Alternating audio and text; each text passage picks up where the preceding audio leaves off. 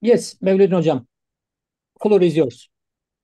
Okay, thank you very much, Professor Burak. It's a great pleasure and honor to be with you and to moderate this session, though also being a panelist. Therefore, I would like to congratulate the organizers for the esteemed conference, and I wish not only for this panel solely, but for the whole panels, a very fruitful insights and reporting, which makes the conference much more, I would say, impactful. You know, what we find and then what we report is very important in order to progress in our academic affiliation. Therefore, without no further delay, I would like to proceed by giving the time slots to the presenters. And first in the list is PhD student Büşra ÖZYÜKSEL. And if I don't pronounce names, I apologize upfront. With the topic foreign policy decision-making processes in the frame of populism, cases of Turkey and Hungary. Dear Büşra, the floor is yours. 15, max 20 minutes. Please proceed. Okay, thank you. I'm going to share my screen first of all. And for the sake of my presentation, I'm going to stop my video because sometimes it blocks the presentation. Please excuse this issue.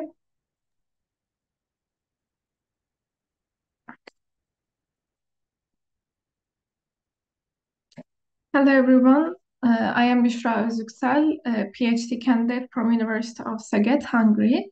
My topic today is foreign policy decision-making processes in the frame of populism, cases of Turkey and Hungary. First of all, I would like to share my presentation context with you. I'm going to start with the definition of populism, and I'm going to mention what literature says about that notion.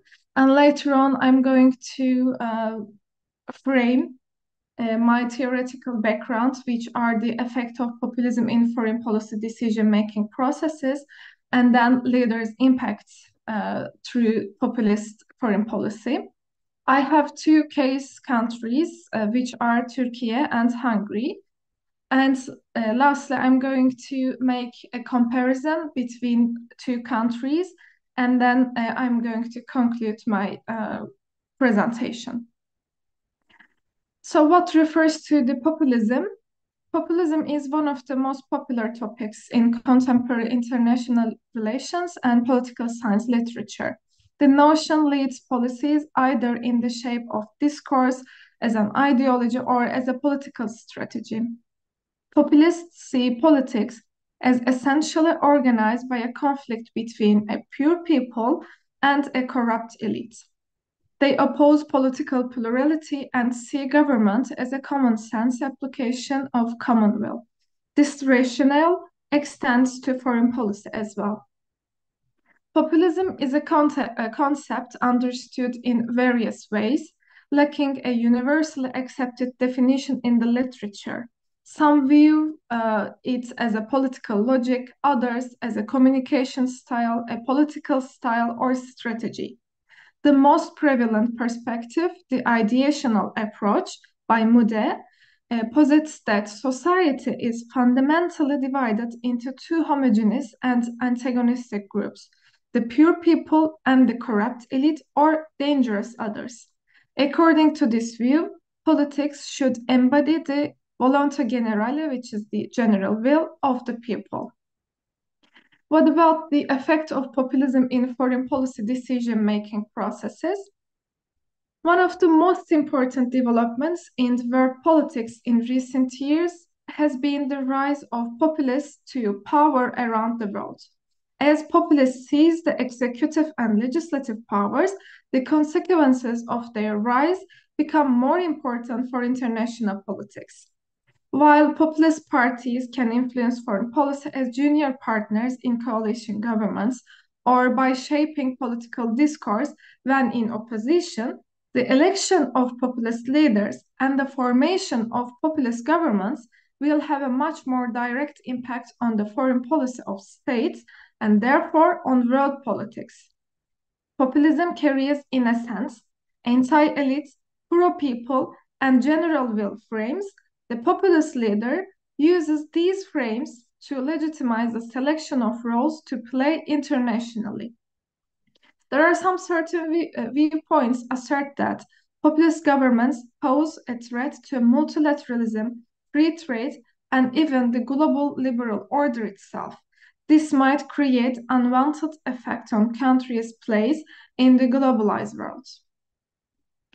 What about the leader's impact on foreign policy decision-making process? The leader plays a role in foreign policy making according to the structure of the countries, that is, the level of democratic development. The leader's attitudes may vary depending on the authoritarian, democratic, parliamentary, or oligarchic structure of the state. The internal structure, decision structure, and process of the regime may affect the actions taken in foreign policy from time to time and therefore may differ.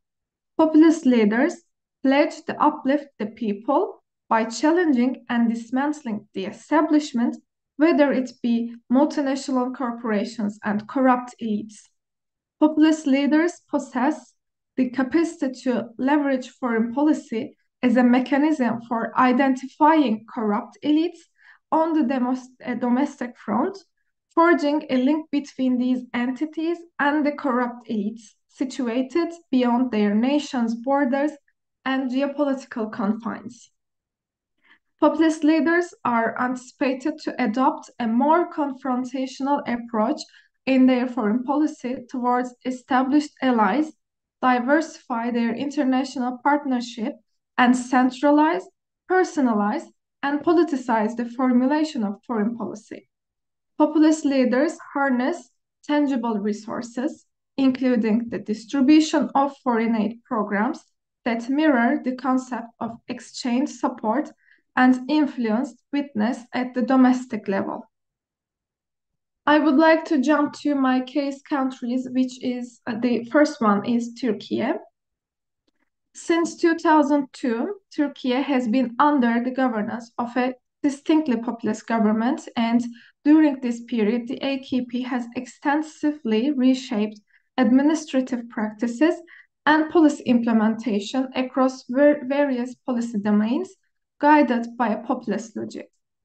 The AKP's foreign policy framework has undergone three distinct phases. The phase of liberal internationalism, marked by a dedication to the EU and multilateralism between 2002 and 2007.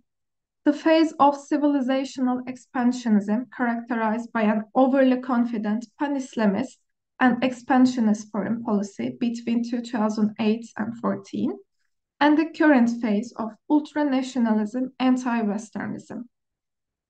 Starting with the AKP's second term in 2007, Turkey underwent a significant shift away from its Western orientation.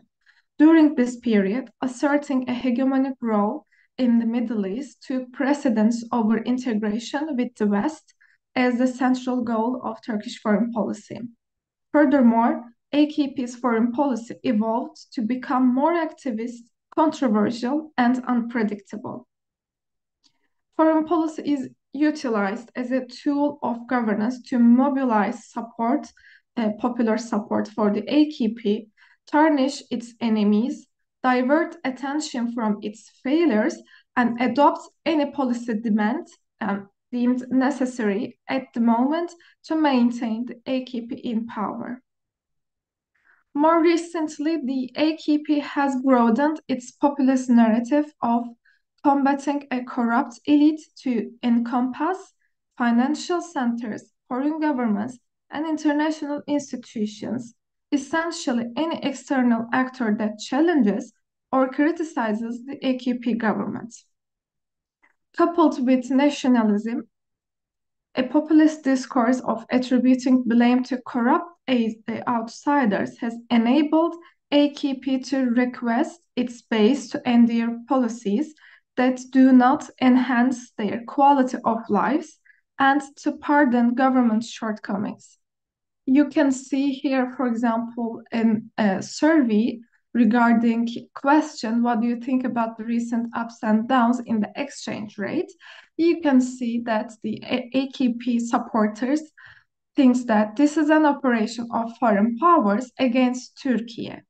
So this supports this information that the discourse of foreign policy of Turkey really pardons the shortcomings of the governments. Besides, Erdogan has demonstrated adeptness in reshaping the definitions of them and us, as well as enemy and friend, which has proven to be an increasingly effective strategy amid Turkey's economic crisis. Besides, Erdogan attributes a jealousy to the Westerns, and you can see one of his speeches here. And when it was asked to people, what do you think about AK Party's government in terms of foreign policy, you can clearly see that the supporters of AK Party thinks that the party is successful in the foreign policy. I would like to come to my second case, which is Hungary. During Orban's initial tenure as prime minister from 1998 to 2002, Fidesz identified itself as a mainstream national conservative party. However, during the subsequent 8 years in opposition, Orban transformed Fidesz into a catch-all people's party, blending nationalistic rhetoric with a new populist discourse. Despite the party's anti-communist roots, which ensured a predominantly right-wing constituency, a strategic shift occurred after a failed 2004 referendum on extending Hungarian citizenship to co-ethnics in neighboring countries. Fidesz then moved away from national identity politics. The new discourse, focusing on social issues and the concerns of the common people, maintained an exclusionary definition of the nation based on ethnicity. However, in its rhetoric, the populist element progressively overshadowed the nationalist aspects. Utilizing a populist discourse, Orban effectively leveraged identity fears to secure a return to power, leading his party, Fidesz, to a two-thirds majority in 2010. Winning 4 consecutive elections from 2010 to 2022, Orban stands as one of the world's longest-serving populist leaders, showing no indications of moderating his populist rhetoric. In less than a decade, Hungary shifted away from its previous Western technocratic foreign policy, which positioned it as a dependable EU and NATO partner. In 2010, the Fidesz constituency strongly supported the EU and NATO while harboring skepticism toward Russia and China. Now, instead, Hungary embraced a personalized foreign policy approach, aiming to re-engage with Russia once viewed with apprehension and establish a new partnership with China. Hungary has emerged as a prominent example of democratic backsliding in Europe, led by Orban, who has become a vocal critic of the EU. The intensification of Eurosceptic discourse is a direct outcome of an ongoing populist narrative, necessitating the construction of distinct images of allies and adversaries to rally and mobilize the public. Despite Hungary's EU membership, Orban portrays the EU as a dangerous other for aligning with the IMF instead of supporting the Hungarian people. Orban externalizes the populist us versus them logic, casting EU bureaucrats as the others to be held responsible for the economic crisis. Multinational and bankers also become part of this narrative, seen as adversaries to be confronted, as you can read here, one of his speeches as a signal of this discourse. As a recent and ongoing issue, migration has been a hot topic in terms of Hungarian foreign policy and affairs with the EU since 2015, with the first flow of migrants to Europe. When the migration crisis began in the summer, Orban's discourse became exclusively focused on an anti-migrant narrative, progressively radicalizing. Orban then broke taboos, declaring that immigration brings crime and terrorism to our countries. Framing migration as the new existential crisis for Hungary, Orban's discourse also redefines perceptions of both the self and others. Orban sustains the discourse on the migration crisis to depict the EU as the dangerous other. I would like to conclude my presentation with comparison, and then I will conclude it.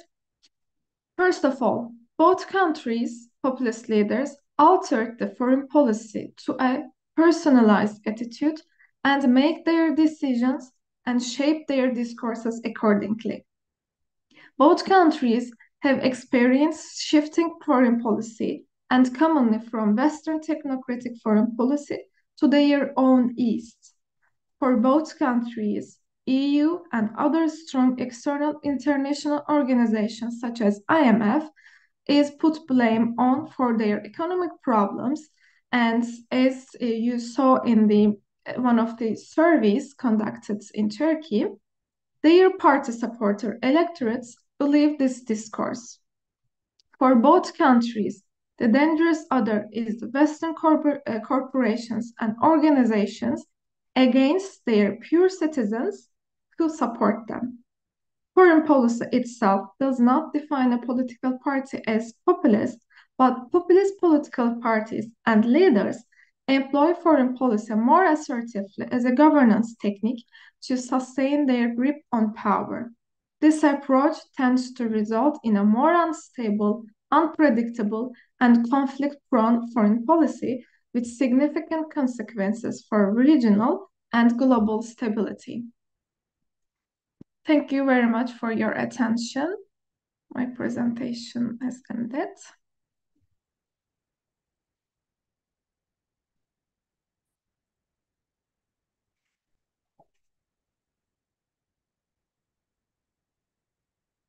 I think we will take the questions afterwards of all presentations, but if you have any questions.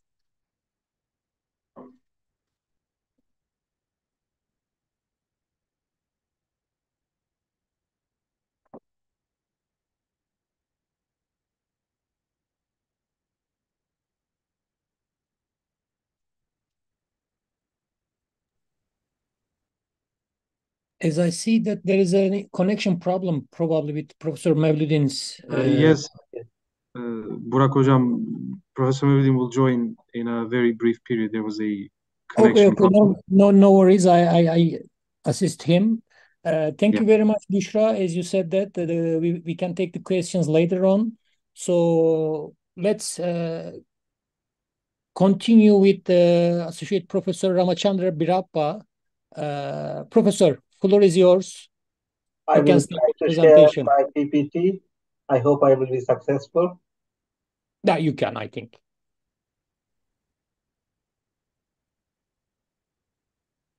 I'm sorry to interrupt. Isn't it my turn? I was the second one in the list.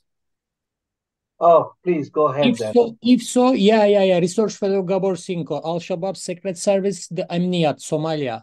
Okay, Professor. Please, sorry, it was my mistake. No, I'm sorry to interrupt. No worries, Gabor. You can continue, please. Okay, thank you. Can you hear me? Can everyone hear me? Yes, and I'm very sorry, but I had some internet issue. I'm very sorry to be out for a couple of minutes. Okay. We are proceeding with Gabor, Professor. Very good, please. Okay, so I'm going to share the screen with you. Hopefully it will work. Okay, sharing it.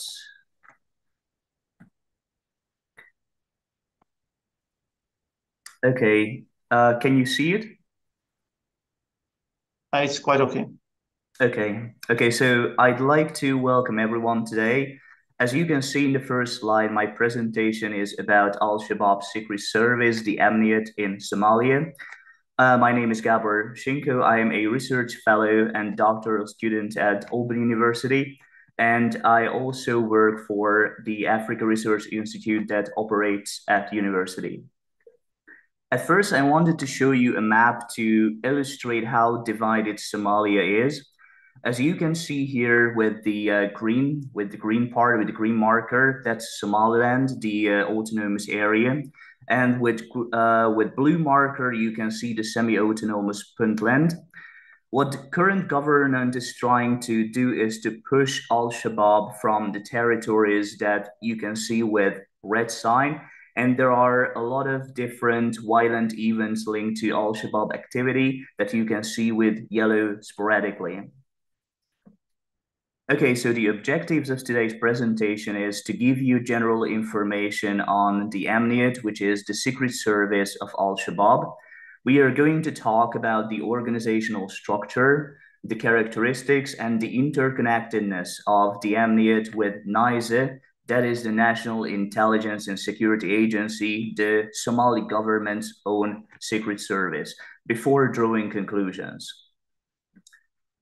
Okay, so at first I wanted to start with giving you general information on the Amniyat. It is Al-Shabaab's intelligence wing, and it is called an organization within the organization because nobody knows the other's tasks and identities, and penetrations remain highly unlikely due to the strong ties between the members.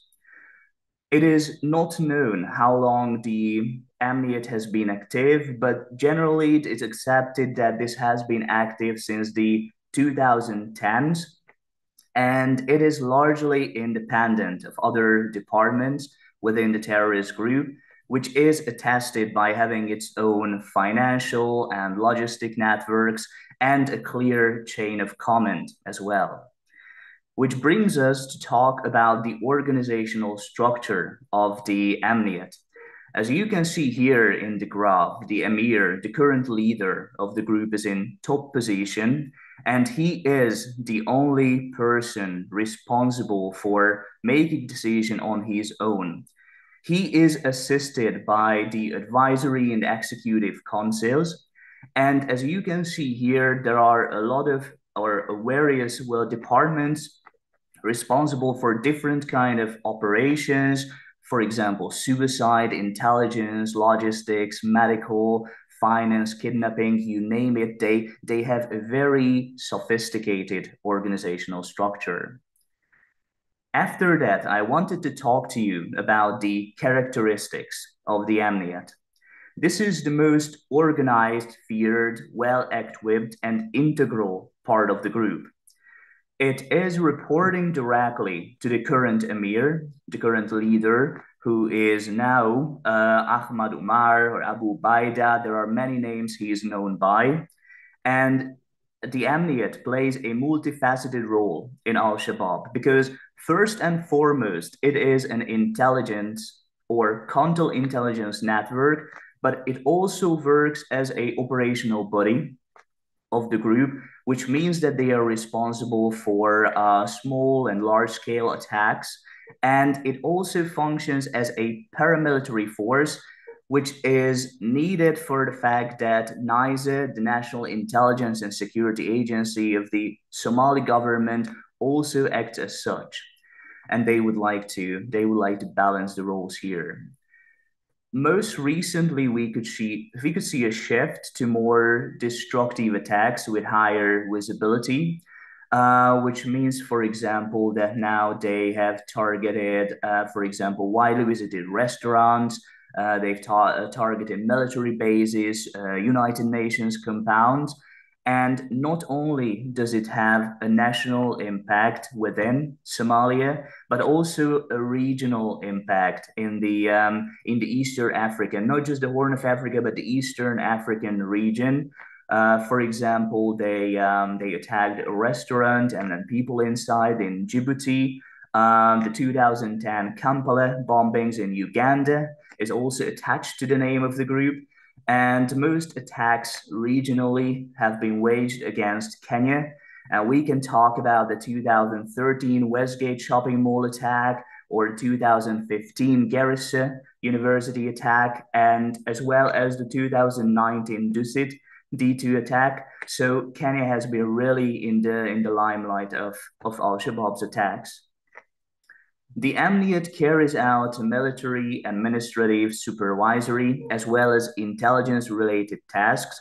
But one of the most important responsibilities is to handle internal justice within the group. And they do that by instilling fear and imposing harsh punishment, not only on members of the, well, not only on Somalis, but also members of the terrorist group, especially if they have been accused of espionage, for example.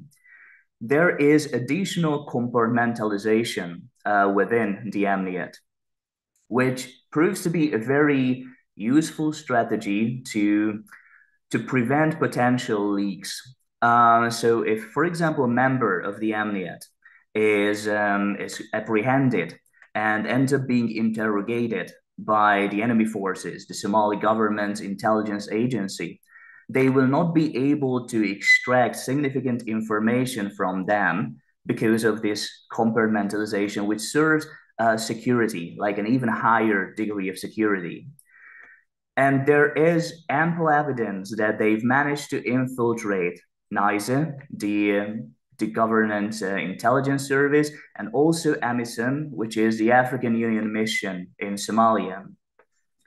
And I'd like to show you a quite interesting slide here about the interconnectedness of the Amniyat and NISA. You can see two individuals here. The first one on the left side is called Zakaria Ismail Ahmed Hersi. He used to be intelligence chief at the Amniyat, but now he's holding a top position in the Somali government security agency, NISA. He transitioned between 2013 and 2015, which you might say is like, okay, a story that happened a longer while ago. And to prove that this is a current problem nowadays as well, I wanted to show you another individual. His name is Mukhtar Rabov. And maybe it sounds very familiar to people who has ever dealt with Al-Shabaab. He is the co-founder, and he used to be spokesperson of Al-Shabaab. And now he is Minister for Religious Affairs in the current government.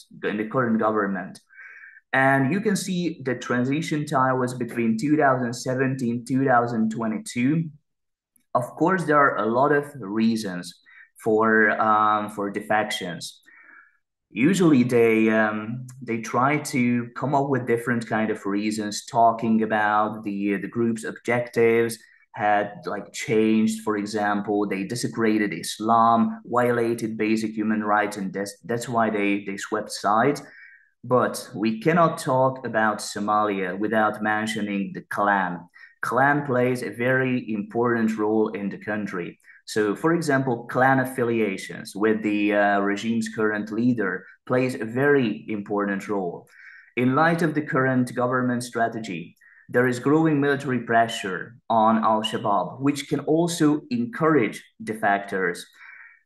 And this is a very serious problem, and it will be a very serious problem as well, because despite the fact that they swept sides, we don't know what their initial intent or what their original intent is. They might be working as double agents, working for the Somali government, but reporting back to Al-Shabaab at the same time. So this is a very serious risk here, security risk.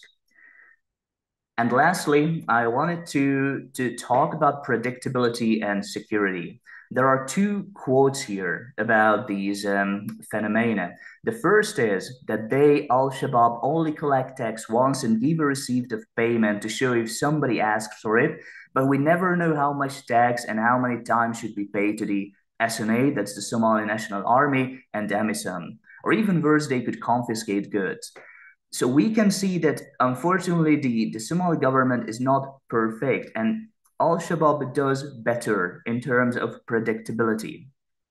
The second quote is about the good that Al-Shabaab do is that you cannot be robbed in the street in Mogadishu, which is the capital. Actually, the part they control, you can walk openly with a lot of money if you're not a target of the group. So they do policing, they protect against thieves, they protect property, they do guard, which is a very good way for locals to feel that they are secure, that they are safe. And of course, I do not mean to imply that Al-Shabaab would be the perfect solution for a Somali problem, because they are not. But we can see that there is a gap here, that the Somali government has to improve these things, predictability, security here, because currently Al-Shabaab is doing better. Which brings us to the conclusion. Somalia has been in war for over several decades. It's more than 30 years now. And if we talk about the country, looking at the demographics of the country, we can see most of the people are young people under their 30s. So they don't know a word without Al-Shabaab. This is what they've always lived in. So there is a rather low bar for good governance, which in turns creates more opportunities for Al-Shabaab that they are willing to exploit. If there is a provision of security and predictability higher than the Somali government, and this is coupled with local support and the efficient use of the Amniyat, I believe that there is like a long-term success route created for Al-Shabaab. Which brings us to the end. I don't know whether I can do that here, or should we leave it to the end. I just included two questions here that yeah, I would be very grateful to hear your opinions about. And of course, I'm open to any kind of questions related to the topic, either now or after the presentation. Thank you for your attention. Thank you very much, Gabor SINKO. I appreciate your insight and the descriptive analysis of the Al-Shabaab and the situation currently. Since we have agreed that questions might come at the very end, let we stay in what we agreed. And but when I read the Amniyat, Somalia, I just reminded myself into Amniyat al-Kashfar, the Savak, which was created from the Pahlavi regime. Oh, yeah. From 50s to 79, and I was basically laughing, but very good. Thank you very much for your presentation. Yeah, appreciate it. Thank you. And now we proceed with Assisting Professor Dr. Ramachandra BYRAPPA or BYRAPPA, sorry for the mispronunciation. BYRAPPA is okay, thank you very much. Yeah, okay. The IMEC, Trilateralism, and the Geopolitical Consequences for Turkey. The floor is yours, Professor, please. Thank you very much. I will try to share my PPT and switch off the video just in case we have some problems.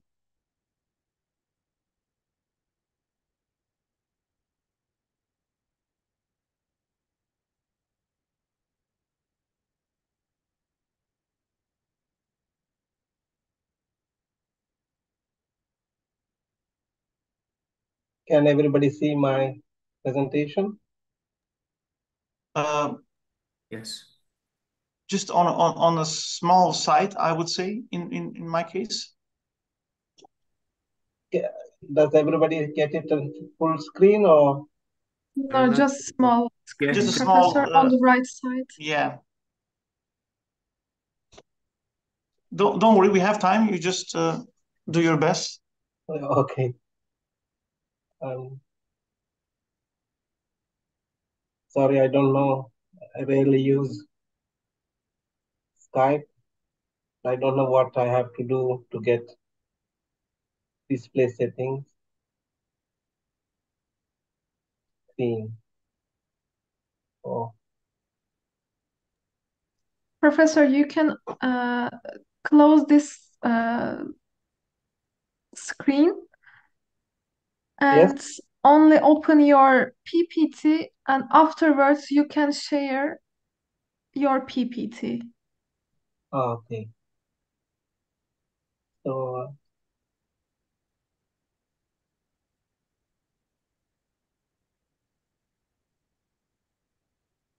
I'm having some problem.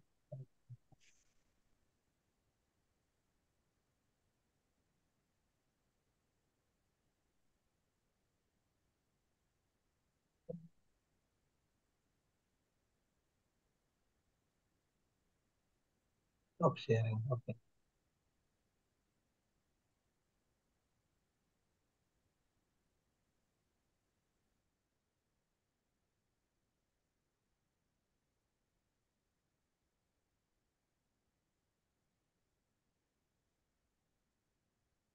Yes, now it's okay. Yeah, Yes, it's quite okay now. Yes, thank you. Okay.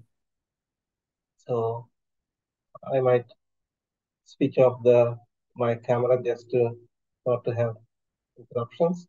So, ladies and gentlemen, greetings. I would like to start by thanking the organizers for this event, Professor Hakan Ardemir, Professor Adriatic Derjaj, Burak Yalim, and Burak Sener. Thank you very much, sirs. Every year I wait for the conference and my students also, and it's a big help for us that we could come and test our ideas in an international forum of this kind. So, dear friends, today I'm going to talk about IMEC, trilateralism, and the geopolitical consequences for Turkey. And in this brief presentation, I would like to highlight some structural aspects of the India, Middle East, Europe economic corridor, as it is called. When it was announced at the G20 meeting in New Delhi in September 10th this year, after the announcement, President Erdogan reacted very vehemently, and we could see his anger in the news conference. And he said that there would be no corridor without Turkey. And I would like to show you the historical and structural reasons behind IMEC and President Erdogan's reaction, why he reacted in the way he reacted. Because his fears were geopolitical, and I would like to show you that the reasons why he is fearing such an arrangement as IMEC. In this map here, you can see at the first slide that Turkey is surrounded by conflicts. It's in a real cyclone where all around it there are conflicts, but it is a key region in connecting Europe and Asia, Africa and Europe, etc. So it's a key geopolitical country, and whatever happens there is very important for the entire world. First, I would like to also say that all my opinions expressed here are only my opinions, and these are not the opinions of my institutions where I work, like the Hungarian Institute of International Affairs or the ELT University in Budapest. These are opinions of my own, and I'm trying to test these opinions with you all, academics and students, doctoral students, to see if my opinions are right or I'm getting this entirely wrong. To begin with, I would like to say that the structure of the New World Order is deteriorating and changing, and we don't know what new order we're going to get. Because as we are witnessing since the early 1990s, there's a progressive retreat and collapse of the world's institutional order. The United Nations system that was created after the Second World War by the United States, who was the main victor of the war, the UN has been circumvented and marginalized. Its power has been eroded considerably. The best example of this was the recent war in the Ukraine and the Gaza conflicts that demonstrated how insignificant the UN has become. In its place now, we have a myriad of feudalistic groupings and organizations. Every month, we have a new organization that is created, a new grouping that has been created. And the only function of this organization is to take away the power from the United Nations. You see the emergence of the BRICS. It seems that partly the BRICS is taking away power from the United Nations. You see the G7, etc., etc. All these are groupings that are pretending to give you a world order, but in reality, they're taking away the power of the United Nations. So they are trying to become a de facto government of the world, but not through the United Nations. As a result, what we are witnessing is a two-level global feudalism. One is regional, another is global. At the global level, we have two hegemonic feudal powers, China and the United Nations, trying to compete for the power over the global order. At the regional level, we have regional leaders and local leaders trying to fight out and see who controls that region. So this is the situation of the new world order. And China is doing it very interestingly because, as we all know, that the United States sponsored the creation of the United Nations after the Second World War, fighting a bloody war and paying a high price. What China is trying to do is to create a new world order and dominate the world without even firing a single bullet. Its idea is to create isolation, and seen from Washington and New Delhi, this hegemonic challenge is coming as a typical method of feudal control. It's the main aim of this control is to create isolation. Seen from Beijing, BRI, Belt and Road Initiative, is communicated as connectivity. But seen from elsewhere, it is a system of fences and hurdles. In essence, it is the forceful creation of isolation. China wants to dominate everybody by isolating each other, people from each other, so that there's no fluidity. So the concern of Washington is that these BRI fences are blocking the fluidity of global economic order. United States did not purport to isolate anybody when it created the world order. China, with his Belt and Road Initiative, is trying to isolate countries, regions, powers, etc. Seen from Rome and New Delhi, it is even worse. It is the suffocation of the Indo-Med and Indo-Eurasian civilizational corridors.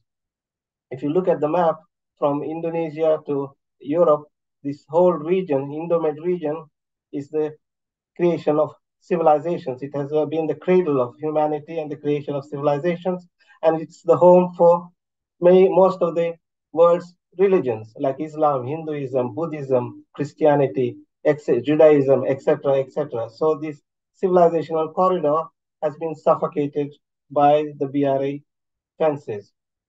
The fear is that through BRI, China is transforming the world order into a web of isolation, not a web of connectivity, but a web of isolation, and that desolation will follow soon. Sri Lanka being a good example, Maldives, etc., Sudan, all the areas which have been heavily involved in BRI are slowly facing desolation also. The last fence standing, if you look at the map, is here. It's Turkey, the line going through Turkey into Europe. And the fear in Paris and Washington is that Turkey is becoming part of the BRI fence system to the detriment of the Indo-Med region and its security and economic prosperity. So this brings the whole focus of the world's powers onto Turkey. And Turkey is in a very delicate and interesting situation. It could be an opportunity, but it could also be a big danger for the security of the Turkish people, Turkish nation. The way it's unfolding is by the following: bilateralism and trilateralism.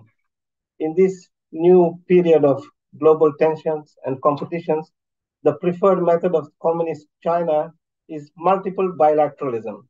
It has bilateral relations with each country and pulls them all together into a multilateral forum where each individual bilateral relation is dominated by China. That's the main thing. Since China is the second most important economic power, it can dominate any relation except that with the United States. So it it is structuring relations so that it can dominate by its predominance. So faced with this threat, the US is creating a new decentralized universalist order. People are suspicious of what order the United States creates, but I am persuaded that this time there is a genuine feeling in Washington that they have to come up with a solution which is more universal and not centered in the United States itself, in its interests. So this new universalism is coming in the form of trilateralism at the local and regional level as well. The advantage of this is that no single power controls the vital world infrastructures. That's the main idea behind it. Everybody controls everybody's region so that they're connected. Like that, we all have control over it and we all benefit from it. That's the philosophy behind the move of the United States. So the US is just a moderator and not an overbearing hegemon. It wants to protect local balance and harmony from a distance. It doesn't want to be heavily involved. It is there when it's needed, but if it's not needed and locally, countries and regional leaders can organize themselves, it's perfect with the United States. So we have a new alignment of this universalist approach of hegemon, a distant hegemon like the United States, and local pillars aligned. And between these pillars, there are small countries and interests that are also aligned to form one corridor. That's the main idea of the United States. So regionally also, there are local alignments between, for example, India and Europe. In between, you have Saudi Arabia, United Arab Emirates, Israel, Jordan, etc. All those interests are aligned between Europe and India. And for like this, United States has a local alignment as well as regional alignment, and this contributes to the common hegemonic alignment with the order sponsored by the United States. In the same philosophy, the International North-South Transport Corridor was initiated in 2002 also, where a corridor between India and Russia is in the same manner controlled by regional pillars like Iran and etc. And it goes through, and each level is controlled and coordinated to meet the requirements of the regional, interregional coordination as well.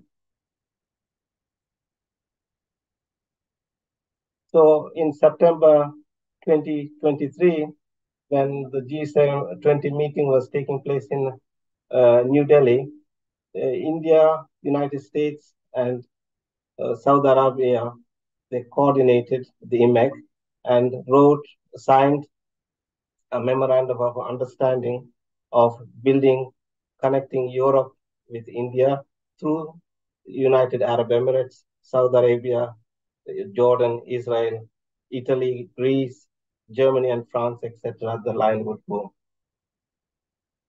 I would like to show you a map how this will connect two regions, three regions, South Asia, the Middle East, and Europe together. This is a trilateral formation again.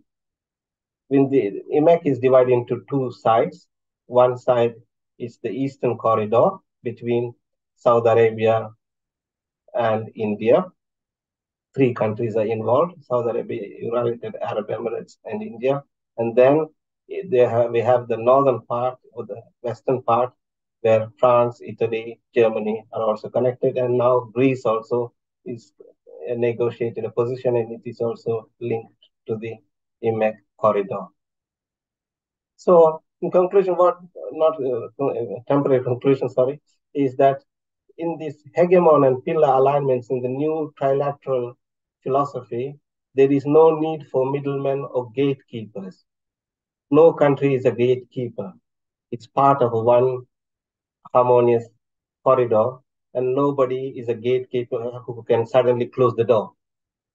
The idea of this philosophy behind this trilateral corridor is that nobody can suddenly say, we will stop it, we will stop circulation of goods and services within this corridor. And this is fundamental for Turkey, because Turkey has been for a long time gatekeeper between Europe and Asia and Africa, etc. And if you see in the 15th century, 15th, 16th century, literally Turkey stopped, the Ottoman Empire stopped trade between India and the Mughal Empire and Europe. And from that time, you see the collapse of Eastern Europe, because the trade route collapsed in Eastern Europe that went up right up to Sweden. And that trade route collapsed. And India, in this same time, India also declined, because all its trade routes going to Europe, the most important regions, collapsed. So we have to see that if Turkey is a gatekeeper, balancer, or blackmailer, the decision for Turkey is to see that if it can keep equidistance, if it can keep an equidistance between China, India, Russia, Europe, United States, etc., the perceptions causing dysfunctionality in the geopolitical situation of Turkey is that Turkey has a divergent democratic political model, and also its membership of NATO. If it's a membership of a NATO alliance, military alliance, like which sometimes is threatening other regions, you cannot say I'm neutral. Same thing as it's a protector of Islam. So if you're a protector of Islam, you cannot be friendly with Christianity or Hinduism, etc. when there is conflict. When there's no conflict, it's no problem. But when there's conflict, whose side are you going to join, etc. And then Turkey is increasingly having a national identity that is linked to past imperialism. And this is causing dysfunctionality, because in the period of nationalism, newfound nationalism with countries in Africa and the Middle East, this imperialism is causing dysfunctionality. So Turkey cannot be a neutral position. In a recent speech marking the centenary of Turkish Republic, President Erdogan said he wanted to transform Turkey into one of the 10 largest countries in terms of power, military, economics, etc. And so to do this, he has to readjust, reconfigure this dislocation of perception and reality. In a recent paper I wrote, which is soon going to be published, The Battle for Eurasia and the Indian Balancer, I tried to explain a concept, try to illustrate a concept of middle space. What are the conditions for countries to act as a middle space? There's a lot of advantages, especially in troubled geopolitical regions and times. If you want to be a middle space, there are certain characteristics and functions that you have to fulfill. And I think Turkey is a natural geopolitical middle space. It has, I think, very well designed policies are designed to mitigate the interests from Europe, Asia, etc., etc. It's a perfect middle space. But for this, there have to be, I think, in my sense, some policies have to be issued so that everything becomes very clear for everybody. Now there's a lot of ambiguity. And I think Turkey might have to rethink its EU membership ambitions. It cannot be Europe at the same time be a middleman between Europe and Asia. I think it's an illusion that Turkey will one day join the EU membership. I think Turkey has much more to benefit by saying, no, I'm not going to join the EU. I'm an independent country, and I can be a middleman between continents. And it's also have to reconsider NATO membership, because NATO membership is causing a lot of headaches, because most of the time, Asia and Africa, they see NATO as an aggressive expansionist force. So Turkey cannot be a member of that, at the same time say that I'm protector of Islam, etc., etc. And I think Turkey also has to become a base for an anti-racist political system, saying that we will protect everybody. That means Turkey is safe for everybody, and it becomes more universal in its outlook. And finally, in the reconfiguration, I think Turkey has to give more space for young generations. What's happening across the world is young people are losing, and I think more has to be done for young people. And like this, Turkey can really say that I'm a space where every generation, every color, people, every nationality can mingle, and I'm the middle space that is universalist and open to everybody. So yes, IMEC will change a lot, but I think Turkey can also do a lot to clarify things. If Turkey clarifies everything, I think everything will be okay. If it doesn't clarify things, if it stays in ambiguity, there might be geopolitical problems in the future. But I hope Turkey does what it is needed. It always does, and I hope in the future also it does. So thank you very much for your kind attention. That's my ideas. Please let me know if I'm talking nonsense. Okay, thank you very much, Professor Ramachandra, for your insights analysis. As we understood, the PhD candidate Kwang Hong Shriyu is not here because of his situation. In that case, we will continue with my part and the assistance part, which we have a common paper working on it, but also the presentation. So with your permission, we will do our best in 15 minutes to cover our part, and then we continue with Q&As. Though I have very interesting moments I found with the last presentation, specifically on the pro-American provision, while comparing it with the Bretton Woods and the BRI, historically. And also for Büşra, I have questions, but then we can rebuttal, I believe, altogether. Since this conference the theme is 100 years of Turkish foreign policy, specifically to the Balkans, mainly Albania.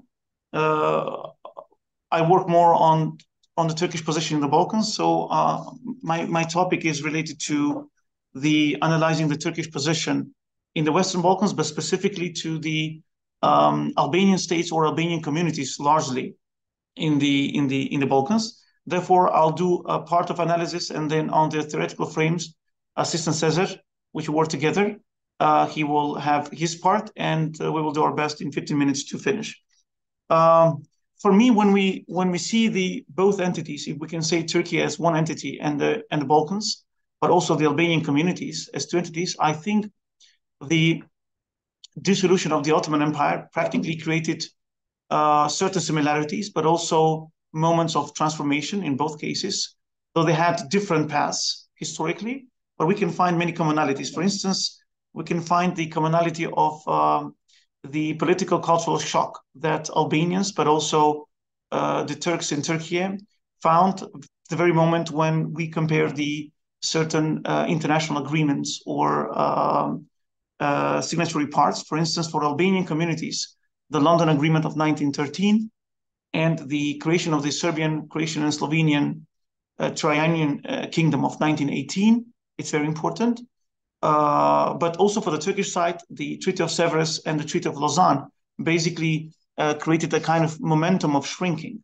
So what happens is that these political identity cultural shock comes because of at the very moment you had a huge landscape of no borderline, and at once you create borderlines, not only in shrinking your country or your state identity, but also for Albanians, this was very much painful since Kosovo was given to the Serbian side. And this made a great division of the Albanians living in Kosovo, Macedonia, Montenegro, and Serbia, and also Albanians living in Albania. So the moment of shrinking the territorial, I would say, perspective, it's a new political, I would say, cultural shock. To transformation, both entities had transformation. Turkey was trying to develop a new political identity from monarchism to, I would say, constructive republicanism, which had lots of debates, what kind of political system will go through. Then the question of, is it a democracy with one political party, which is in need of creating a strong state? What is going to be the political spectrum of multipartism, the 1950s? The idea between civil society and military society, or what does the military holds in Turkey? Is it a legacy from Ottoman Empire or not? how does this actually impact the political development? And we have seen this through coup d'etats for years. While on the other hand, in the Balkans, you have also a very huge political, I would say, ideological transformation, dear friends. For instance, Albania had go through 1912, meaning the Balkan Wars, and then to reshaping itself.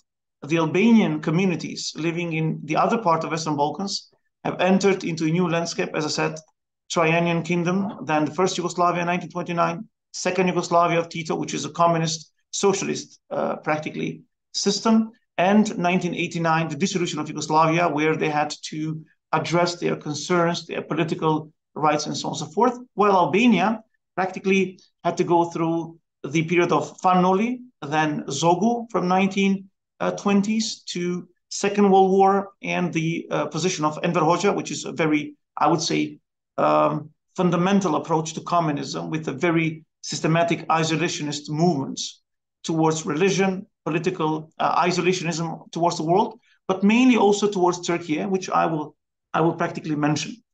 Another part which we have to discuss is also the question of Albanian communities moving towards Turkey, specifically when the Turkish modern state has been created. And this is the period of 1912 with the Balkan Wars, but the agreement signed between Turkey and the Triennial Kingdom from 1929 to 1936, and also another agreement that was not proliferated officially in 1939, which pushed a great, I would say, a forced migration of mainly Albanians, Turks and Bosniaks to Turkey, depicted as Muslims, which would actually free the space of the Albanians in the Balkans. Mainly this was a pro-Serbian approach, and Turkey actually accepted them as the muhajirs or as the migrants, which predominantly today created a very huge social capital. At that time, it created a huge hub in which more than 200,000 of Albanians, through all historical records, say that this number goes to 300 approximately, that left the Balkans and entered the spaces of the Turkish state, which today created a huge, I would say, Albanian ethnic landscapes going through Istanbul, Bursa, Samsun, and many other places. So this could be seen from a negative context from political development point of view, because the Balkans are very small societies, and losing a huge number of citizens might open a new political discussion. But from today's point of view, this is a very huge social capital that Albanian communities are very much present into the political state development in Turkey. When we talk about the Turkish involvement in the Balkans, dear friends, in my opinion, the development while creating the Turkish state has gone through the concept of the concept of Mustafa Kemal, peace at home, peace in the world, which for me is a very neutral approach. It's not an active, it's not a proactive approach. It's more neutral, bringing security and also looking for stability in the Balkans. But this does not mean that Mustafa Kemal was not very much concerned about what is going on in the Balkans. If you see the relationship between Ahmet Zogu in 1929 to 1931, you have a cut relationship. And Turkey does not recognize the regime of Ahmet Zogu, which speaks about the idea that Turkey was concerned about the Italian involvement in the Albanian politics and becoming a more bigger factor in the Albanian state, thus creating a hub between Albania and Turkey for 3 years for not having a very good, I would say, diplomatic foreign policy correspondence, to the second moment when I can find a kind of infringement between the Turkish relationship and Albania as a state. I talk here, which we distinct the Albanian communities in first and second Yugoslavia. It's the case of Enver Hoxha, where from 1944 to 1958, there is no relationship at all. But there is no démarche, I could say. We don't find any historical evidence for a démarche from the Turkish side to speak about why this relationship is not being initiated. There are arguments that the regime of communism saw a kind of a momentum that the Turkish side might be a factor to decompose the communist regime in Albania. Therefore, they were not continuing with this, though the population side, I would say the sentiments were for having a very good relationship with Turkey. And my argument comes with the idea that you have relationship with France. So if it was about ideological narratives, France was a capitalist state, while Albania isolated itself tremendously from capitalist, I would say, perspectives. But there is another argument. The Albanian national identity history was basically written in the times of communism. And the biggest enemy of the state, practically, are the Turks depicted, unfortunately, with a very with a non-realistic, I would say, approach of who were the Ottomans, what were the Albanians in the Ottoman Empire, though we need another panel for this. I think these years, these 13 to 14 years of, I would say, isolationism of Albania from Turkey, basically created a huge hub to promote these historical, I would say, narratives, to create the Turks as the enemies of Albanians. And today we can see this momentum that creates a lot of, I would say, negative attitude, specifically in the certain political elites about the Turkish development. After 1958, you have a very good correspondence, and the relationship continues to be not so much intensive, but there was a relationship between Albania and Turkey. While the Albanian communities living in first and second Yugoslavia had a relationship, because the first, second Yugoslavia had a very constructive relationship with Turkey. Thus, for not having this relationship, they wouldn't be able to push for that huge landscape, great number of people towards Turkey. But the involvement of Turkey, it's neutral but active. You have the Balkan Entente, the involvement of Turkey by involving itself into conferences about peace and stability. You have the perspective of NATO, where together with Greece, as two Balkan states were involved. The relationship with the European community, I would say that Turkey is one of the oldest factors or actors that had a great relationship and a correspondence, officially applying for a membership in 1987 in EU, but the history with the European, I would say, political identity is much more from the 1950s with the Council of Europe. Much bigger involvement, which does not touch the Albanian, I would say, interest, is the question of Cyprus, that Turkey involved directly while intervening and reflecting upon the two main agreements of the Cyprus state, which is a state of guarantor in 1974, based on the agreements of London and Zurich in 1959, the interventionism of Turkey in order to secure and bring stability to the civilians, which the junta or the junta of the Greek General Grivas entered and made a coup d'etat to Makarios. I think it's something that depicts the Turkish involvement quite much in its visuality. I would like to give a space now to my colleague, Assistant Sezer, to talk about. We're about to publish a paper on December, I hope so, with regard, and we have introduced a new concept for Turkey in the Balkans in general, but not only related to the Albanian communities. And I would like to give a space to our assistant to give his side and his perspective to compare our concept with other theories and his provisions as well. Sezer. Thank you, Professor Mevludin. When we look at the Turkish involvement in the Western Balkans, and specifically in Albania and with Albanian communities, there's no doubt that there is a increasingly proactive involvement of Turkey, and we have seen in many academic circles that there have been attempts to explain the involvement of Turkey and to analyze it within the perspective of international relations and diplomacy. For example, we've seen that regionalism has been a concept used to understand the Turkish position. But in fact, the Turkish position is much more complicated, complex, and deeper than just a regionalist understanding. Those factors I will get into briefly. Another viewpoint, another concept that has been used is the idea of neo-Ottomanism, the idea that Turkey is using its Ottoman background to establish a dominant position in the Western Balkans and in fact to subordinate the Western Balkans and the communities of the Western Balkans.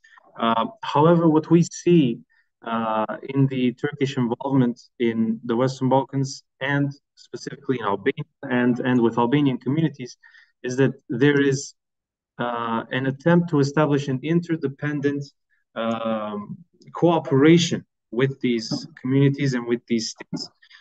So Turkey is not trying to dominate or subordinate these states, but rather to establish a coexistence within a heterogeneous environment in which there is in fact an interdependency where both sides in fact benefit from these increasing relations. And we see that the Turkish position, for example, when we go to the regionalist understanding, regionalism might work to explain the EU involvement within the Western Balkans, a regional, a geographical commonality. However, for Turkey and for the Turkish, in fact, there is many more factors. For example, there is the undeniable common history and common heritage coming from the Ottoman involvement and the history of the Ottoman Empire within the Western Balkans. But also there are the factors of social capital, the fact that specifically with Albanian communities, there are many ethnic Albanians living in Turkey, many that have migrated to Turkey, as Professor Mevludin has mentioned. And in the same line, there are a lot of Turks which coexist and live within the Western Balkans and within basically coexist with Albanian communities.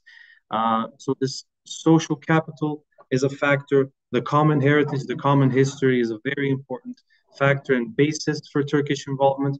And of course, we also have, specifically with Albanian communities, a common religion, which once again, the fact that the dominant religion is Islam in both Turkey and with Albanian communities in the Western Balkans, once again provides a springboard, in fact, for Turkey to be more involved, to be more proactive in these regions.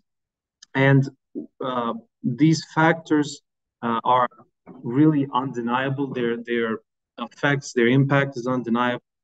And as we have mentioned in the paper that is soon to be published, to understand the Turkish position and why Turkey has a right, in a way, to be involved in the Western Balkans, is that there are a lot of these factors, as we have mentioned, and we put this into perspective within a concept that we have named a natural position concept.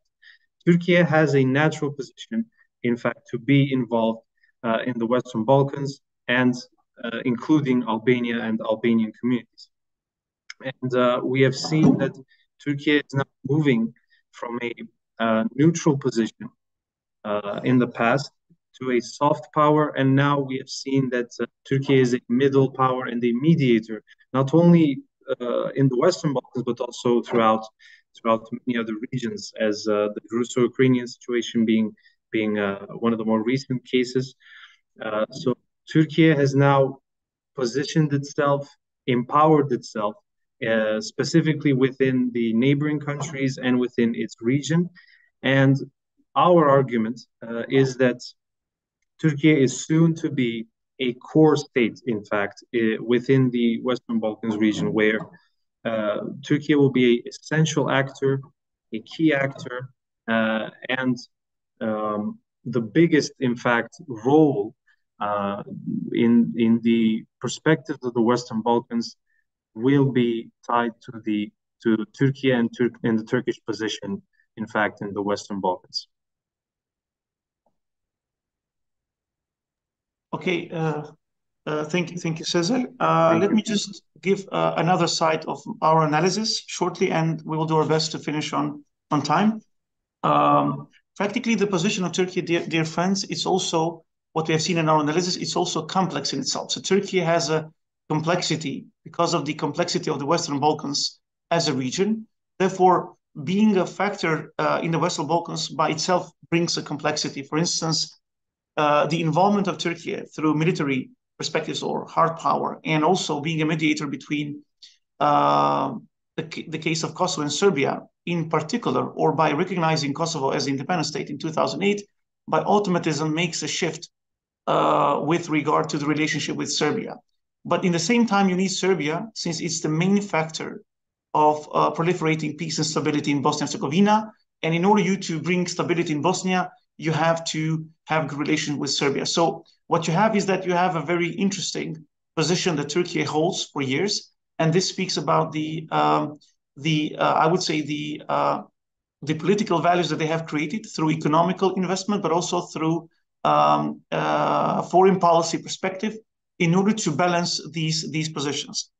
What we see as a position after 100 years, what could be the case of Turkey in the Western Balkans or within the Albanian communities? I think that Turkey should shape or should redefine its position from an ad hoc foreign policy involvement in the Western Balkans to a more systematic, because it has its own place and it should grasp from it.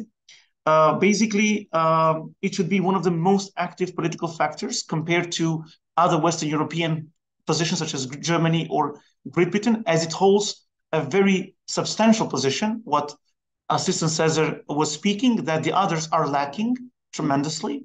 They have either ideological or either geopolitical interest, but Turkey goes beyond this with regard to the social capital and common heritage, and its enlargement from being a self-satisfactory state within its frame, but trying to shape its impact in the other regions as well. I think the soft power should transform itself, not only to recognize Turkey in terms of cultural development, because I think that the social capital that existed for years has inequality measures with the soft power that Turkey is introducing through different mechanisms such as Diyanet, Marit schools, or Yunus Emre, Tika, and so on and so forth. I think the soft power should move towards creating a much more substantial institutes, think tanks, research centers, where those are going to provide a more empirical data analysis of what is going on really on the political developments and dynamisms in the Balkans.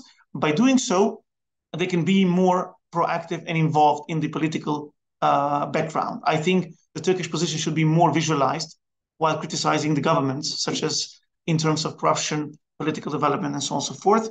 Of course, Western Balkans can be a kind of impetus for the Turkish political system to be more and more reflective. So basically, the Western Balkans could be a springboard for also developing highly the political, I would say, culture of Turkey in itself, as you need to be a kind of factor that speaks about democratic development. So you need to have a much more substantial situation back home. With regard to the Turkish involvement, they can be more proactive because they can't be compared with the Chinese involvement in terms of economical investment, what our friend spoke about, BRI, neither the, I would say, Middle Eastern petrodollar economies that are involved in Durrës or in Greece and so on and so forth. Because the main difference for me and for us is that these two other regions or these two other factors cannot produce political values. Remember, you can be economically developed, but if you don't have political values developed, you won't be able to impact none of the regions. You can spend and lend money as much as you want, but those regions are not going to be attracted to you because you have no political values to actually speak for. Therefore, I think Turkey has a very good chance to compare itself and to be more and more vibrant in the Western Balkans, and all the regions are part of the Western Balkans. In terms of EU, Turkey should not think even to decline itself from the EU positioning, as this is going to be a very big harm for Turkey because of the investments in terms of historical development, its financial investment, its know-how investment, and Turkey will not be able to push for answers the EU as a political entity that differentiates its politics based on certain contexts.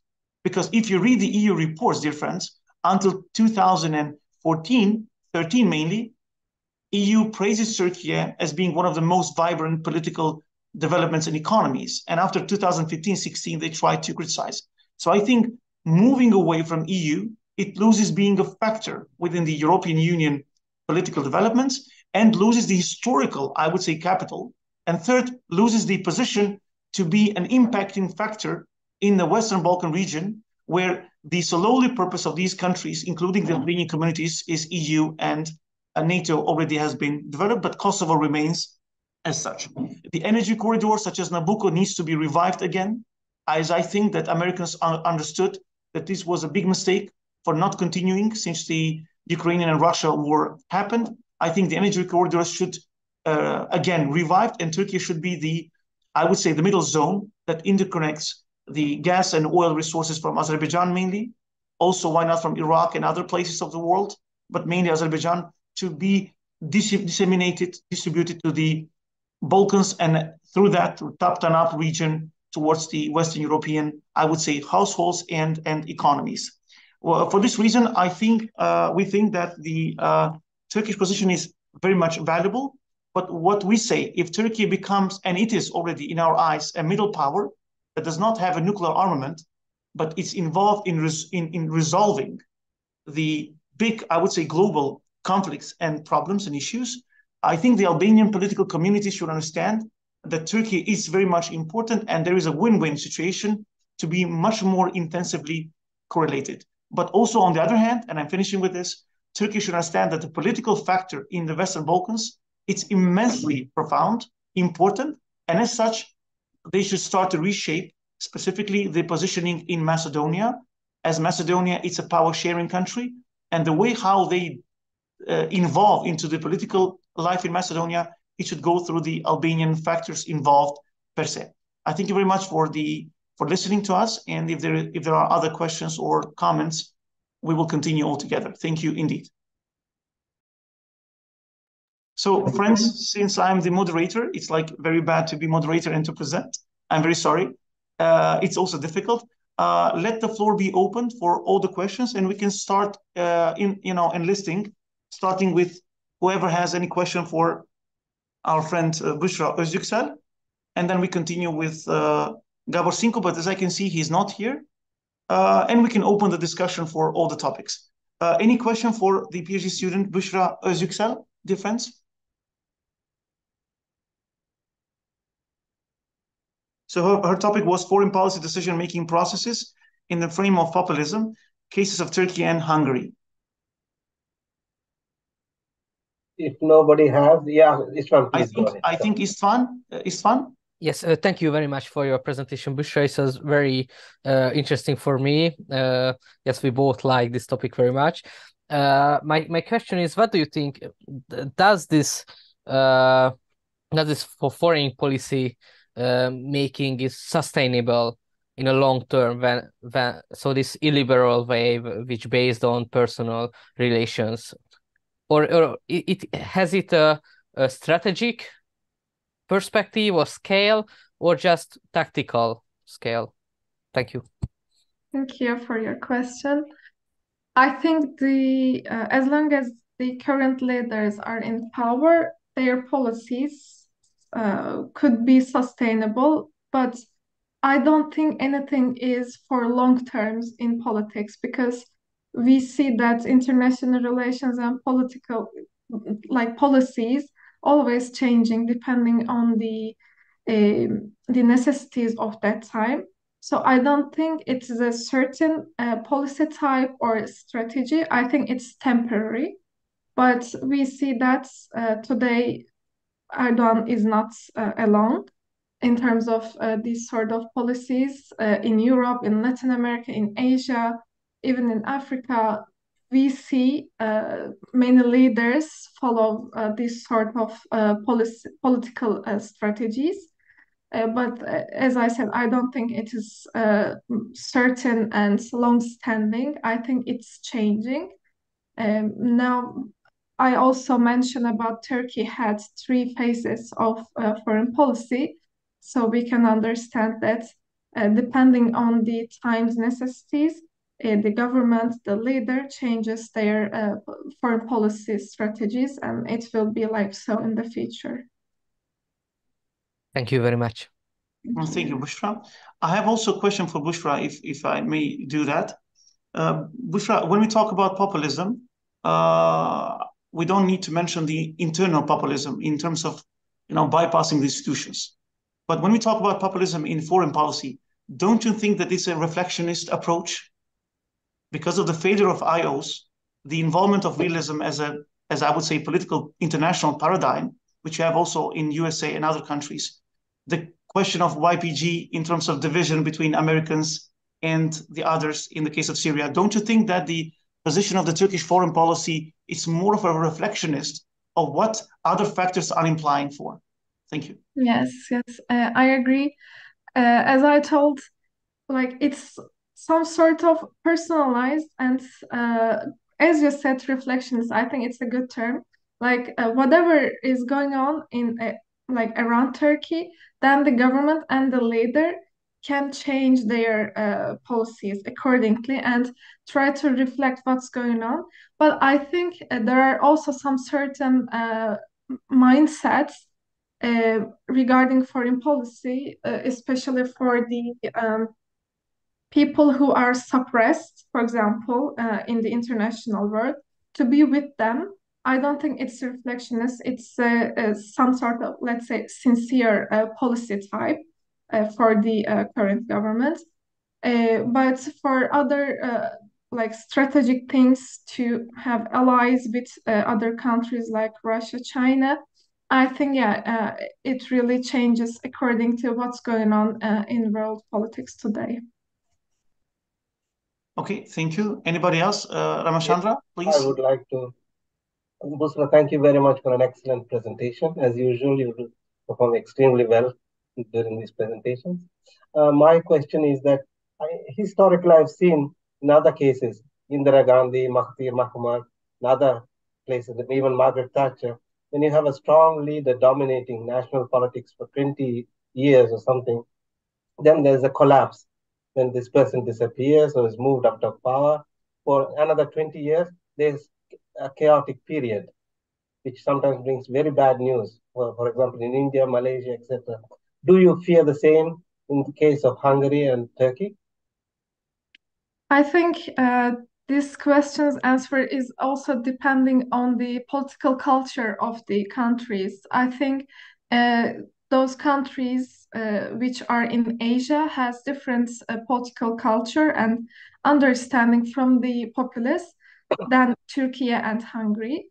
For Hungary and Turkey, there can be changes, of course, but I don't think it would be like a collapse and a chaotic term because they seem more stable, let's say.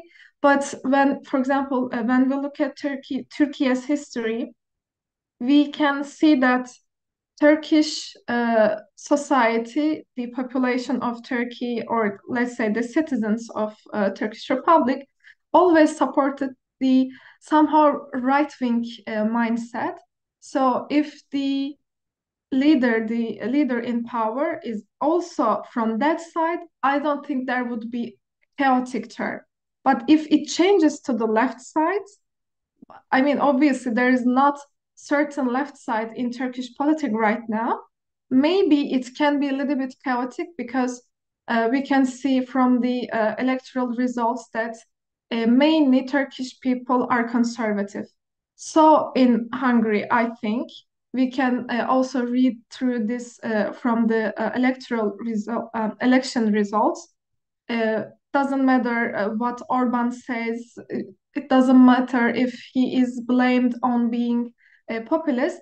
People support them because I think they feel secure with their governance. So if this some sort of policy, doesn't matter if the government changes, leader changes, if this will continue, then I don't think there would be chaotic situation.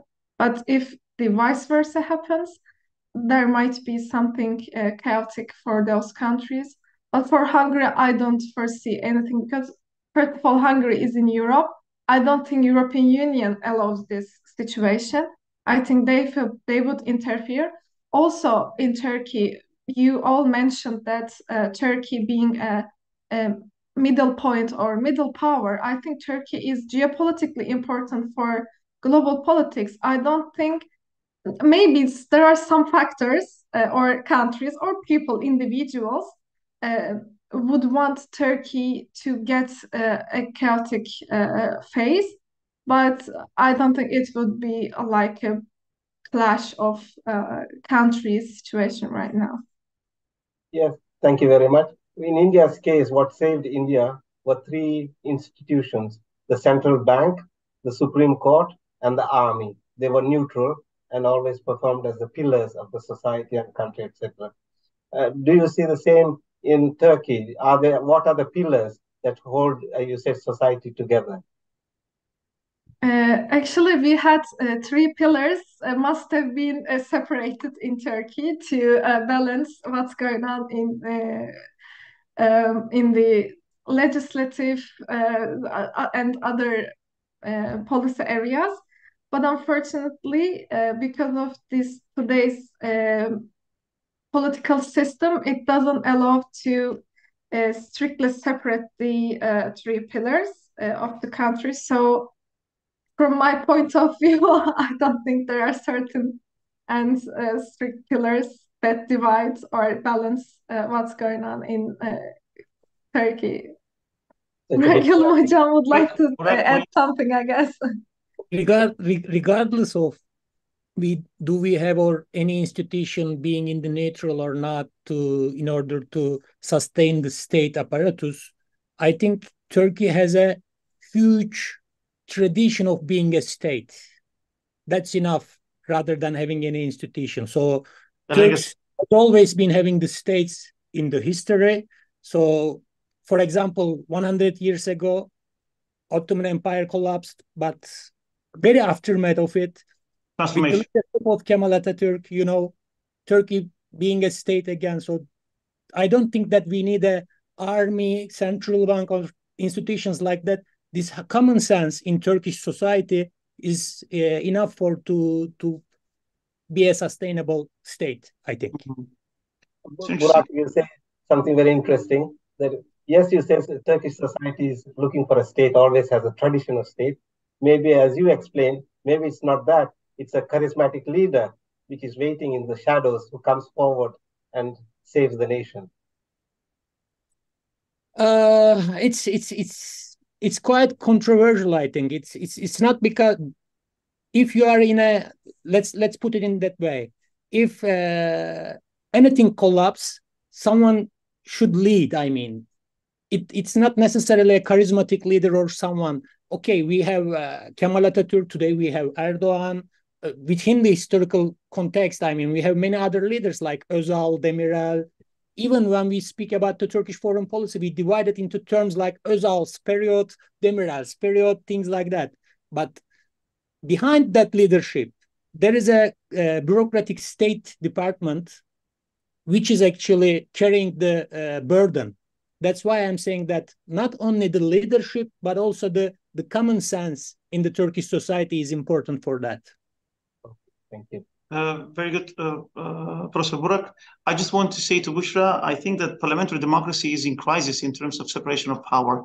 It's not only a problem in Turkey. You have a fusion of power between the parliament and the governments. And this is I would say, major inflict of democracies, why they are in a kind of decline. Though the president of France is much more powerful than yours, it depends on the culture, not on the system, if I might be, say, on that reasoning. Thank you very much.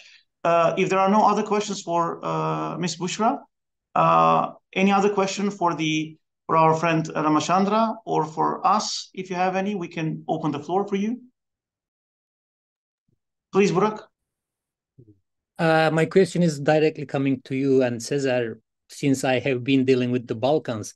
I really appreciate your take on trying to put in a new concept for the Turkish and the Balkans relations, but isn't it contradictory to call Western Balkans and Turkey? Because when we are speaking from Turkey, we consider it as the Balkans, not the Western Balkans. Why you choose the term? Because wording is always important when you are theoretically speaking.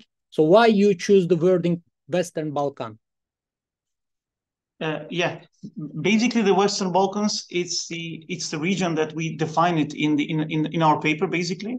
that speaks about a region that is out of the EU integration process, but it's pending, it's correlating with EU, while the Balkan is a much more general term, which includes Greece, Romania, Bulgaria, and so on and so forth.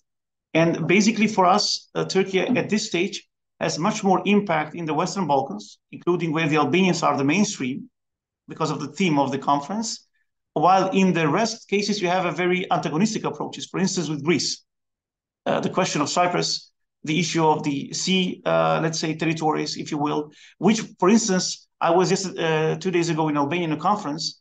The conflict between Greece and Albania over the sea, in terms of 12 miles, it's also supporting Turkey to support Albania, which comes to the point, you know, the enemy of my enemy is my friend, and it's helping the Western Balkans, Turkey, to be more and more visualized. Of course, we would like to see Turkey, and we agree with the fact that Turkey has a natural position even to be the core player of the Balkans. But because there is an asymmetric position between Bulgaria and Greece in terms of EU specifically, makes Turkey much vulnerable in that relationship with regard to Romania, Bulgaria, and Greece, as they can use a veto specifically, or they can use proxy Cyprus to use a veto over Turkey, if you will. They don't have to go as a frontier. But therefore, we see this region of Western Balkans as something that there is a huge correspondence, there is a huge, I would say, social capital, and there is a need, I would say, to the Western Balkan societies to be in a much more intensive relationship with Turkey, as we can get more from Turkey, rather Turkey from us in terms of benefiting. It's not only the economical perspective. There is a huge of know-how from Turkey, as Turkey is the only, I would say, no petrodollar country that succeeded to remain in its very difficult economical system that they have to grasp. So we can study very much in terms of, political system, in terms of social capital, in terms of, why not, let's say, foundations, in terms of how, networkings can function, in terms of conflict resolution or conflict management, as Turkey, as you mentioned, or our friends mentioned, that it has a very peculiar region or geography where surrounded with conflicts. So we can study a lot from Turkey, and it's not a subordinated category at all. It resembles over heterogeneity, and it speaks about complex interdependency. Therefore, we use this term. If the answer is okay for you, Burak, this would be. Thank you very much. And second question. May I also add? Yeah, Sezer. But the second questions came after that.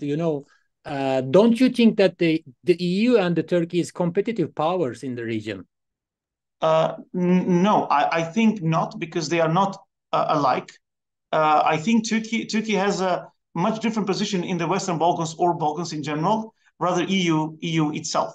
EU has a complete different doctrine, while Turkey is something which is long-lasting. EU in itself might be decomposed, as you can see, the rising of MPs in the European Parliament are moving towards Euroscepticism, from Nigel Farage to what our friend Büşra spoke about, where she is residing in Hungary. So there is a lot of crisis. Poland just decided in their constitutional court that the Polish constitution is much more higher than the EU acquis communautaire, which EU is entering into a difficult zone. Is it an intergovernmental organization, or it's a federal entity which the fathers of EU have created? While Turkey, it's a natural perspective, which we don't see any other decompositions. We might speak about ideologies, but we don't speak about any differentiation in terms of state identity. While this is a new component, which still has, in my opinion, great crisis. Look at the foreign policy of EU. Look at the energy policy of EU. There is no unity at all. Therefore makes Turkey more, how to say, more, not to use the term natural, more profound, rather EU itself in this regard. But of course, EU, it's very asymmetric, makes the countries to pant, to sign the Single European Act, if you will, to sign the Stabilization Association Agreement, which makes the states which are applicant very small compared to EU. And therefore, I think many of the countries are moving towards the rightist ideologies and are trying to detach from the EU itself, because they are pending for 20 and more years for reasons that do not have any substantial, perspective. For instance, the new methodology of France and so on and so forth. That's why I'm saying Turkey has a much more profound position, rather EU itself. And they are not competing. The theory that Turkey should move away, it's absolutely, in my opinion, wrong, and it will have a negative consequence. Turkey should remain and should push for EU to give answers, because Turkey and the Balkans have invested a lot in this journey, and I think EU should give answers a lot. But whether EU is in crisis in terms of neoliberal perspective and the left is totally decomposed, I don't know how Büşra will agree with me. Oh, that's why I think Orban has found a huge hub. The left in the world is in crisis, dear friends, while the right is taking that for granted and is using it for certain political narratives. This is my take on. Thank you. Yeah. To add to Professor Mevludin's statements, we also mentioned in our paper as well that the idea of European integration of the Western Balkans would also help the Western Balkans to establish stable markets as well and stable state institutions, which would help the Turkish position in the Balkans as well. It is much more beneficial for Turkey to be involved in a stable market and a stable state, diplomatically, economically, instead of a state which potentially might have a crisis down the line. So that is also a beneficial factor, a reason for why Turkey should not compete with the EU, but rather see it as a positive attribute. And as well, down the line, if a Western Balkans state would be a member of the European Union, our argument is that the Turkish position and the Turkish impact in the Western Balkans cannot be removed, because we have mentioned common heritage, common history, common religion. These things are permanent regardless of the state's position to the EU. Therefore, as members of the European Union, Turkey would also have a benefit of having EU member states which are in close relations with Turkey and have a lot of commonalities. Thank you very much, Sezer. Professor Ramachandra, please. Yes, I would like to just add some doubt into what you said. Can you unmute yourself? We can't hear you. Oh, sorry. Sorry, I was unmuted. Okay.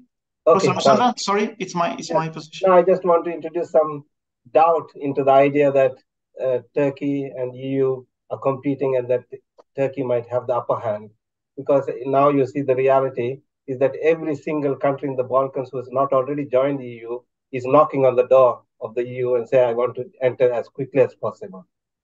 First. Second, 3 years ago, the Turkish lira to the dollar, we had 3 lira to 1 US dollar. Now you have almost 30 lira to 1 US dollar.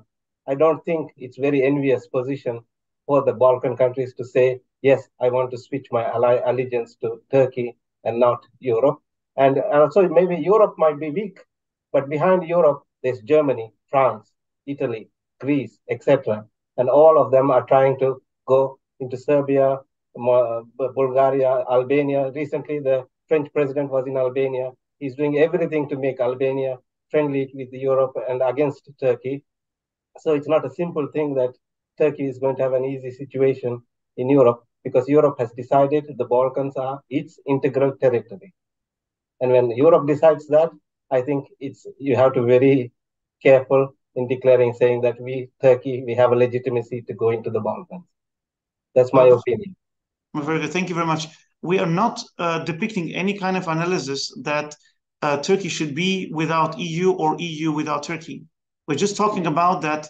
What is the argumentation? What is the position of Turkey to be much more active, though Turkey is in the Balkans? It's visualized, okay? What we're trying to speak in our paper, we're not trying to debunk EU as an entity.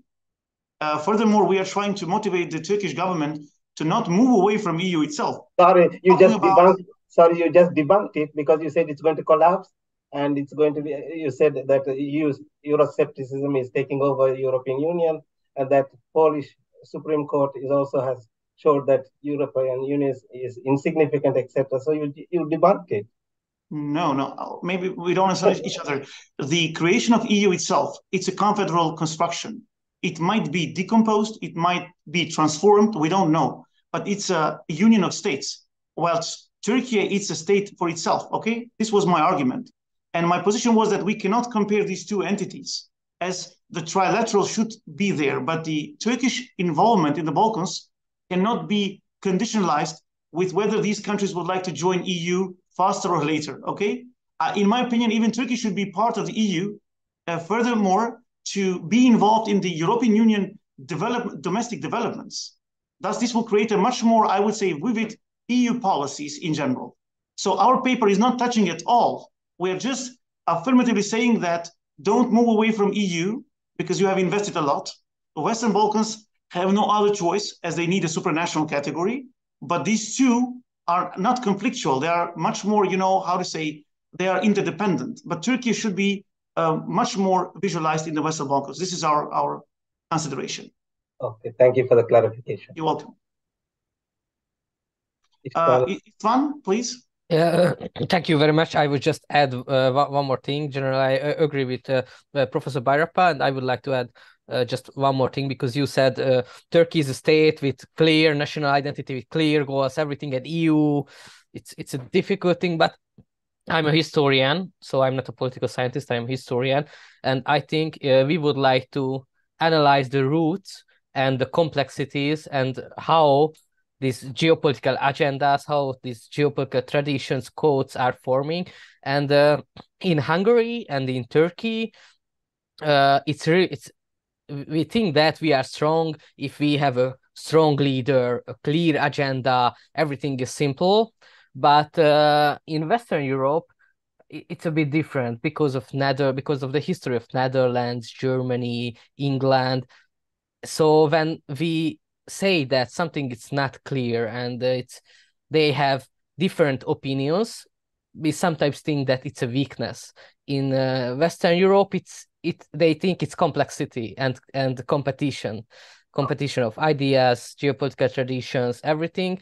And maybe, and it's my opinion, it has of course it also have negative characteristics, but I think long term that's why they are successful, because there's always a constant competition and different answers to the challenges. But it was just my thoughts. Istvan, thank you very much for your comments. Appreciating. Anybody else would like to join with Q&As or comments?